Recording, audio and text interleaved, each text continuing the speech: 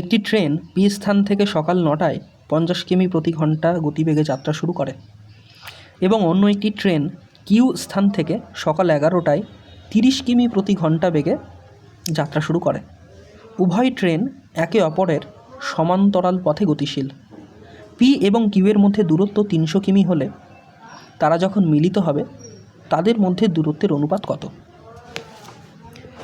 তো এখানে বলে দিয়েছে দুটি ট্রেনের কথা।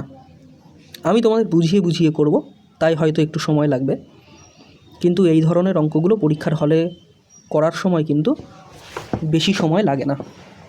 তো দুটো ট্রেন, একটা ট্রেন হচ্ছে পি আর একটা ট্রেন হচ্ছে কিউ। তো প্রথম ট্রেন সকাল 9টায় বেরিয়েছে আর দ্বিতীয় ট্রেন সকাল 11টায় বেরিয়েছে। প্রথম ট্রেনের গতিবেগ হচ্ছে 50 কিমি প্রতি ঘন্টা আর দ্বিতীয় ট্রেনের গতিবেগ হচ্ছে 30 কিমি প্রতি ঘন্টা। এবার এখান থেকে একটা জিনিস তুমি ভালো করে বোঝো,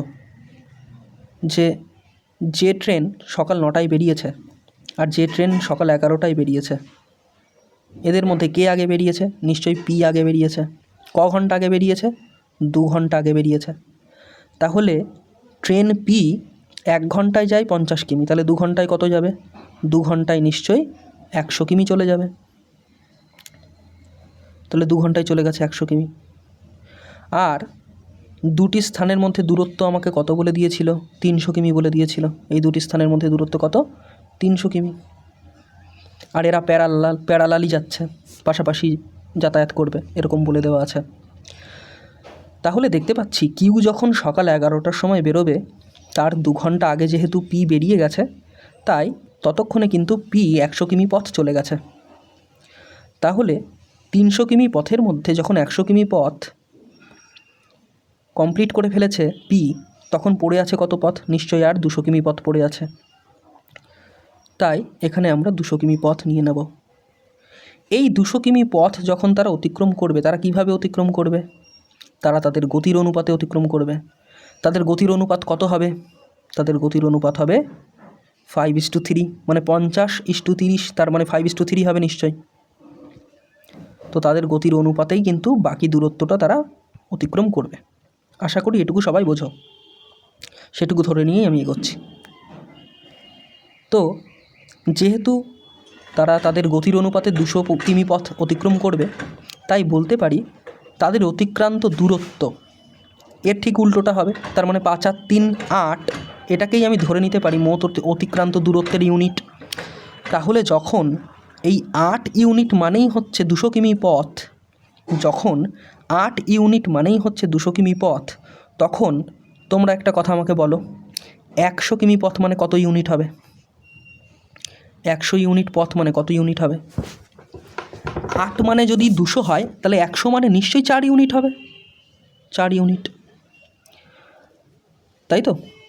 তো একটা জিনিস এইবার আমি এখানে ক্লিয়ার করে দিই, এটা ছিল হচ্ছে পি আর এটা ছিল হচ্ছে কিউ।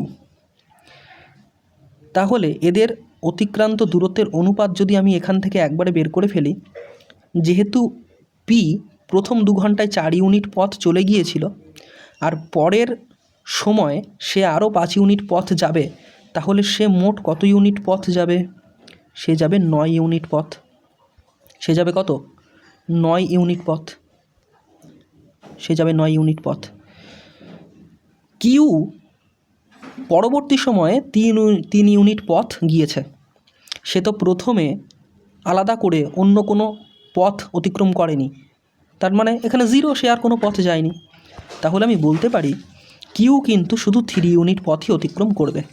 এখানে কিন্তু দূরত্ব বের করবার কোনো প্রয়োজন নেই, শুধুমাত্র অনুপাত চেয়েছে, তাই অনুপাত বের করেই আমরা অঙ্কটা সলভ করে ফেললাম। এবার কি হলো? এখানে আমরা কাটাকুটি করব, আমাদের উত্তর চলে আসবে 3 একে 3 আর 3 তিরিকে 9। আমাদের উত্তর বেরোলো 3:1।